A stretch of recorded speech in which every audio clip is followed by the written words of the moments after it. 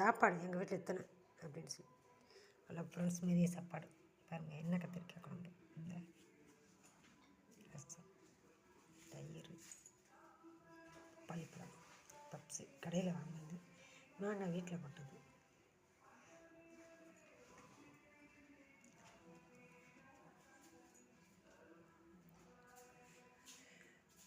பப்பாளி பழம் குழம்புக்கு நல்லாயிருக்கும் தொட்டுக்கிற. பப்ஸு, வெஜ்ஜு பப்ஸு, அதைங்க இன்றைக்கி சாப்பிடு.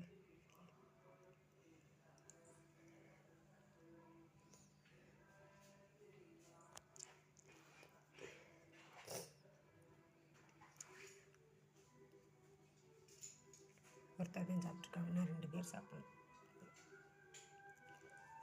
நைட்டுக்கு பணியாரத்துக்கு மாவு ஆட்டி வச்சுருக்கோம், மாவு அரைச்சி வச்சுருக்கோம். இனிப்பு பணியாரம், வெள்ளை பணியாரம் நைட்டு சுடும்போது காட்டுறேன்.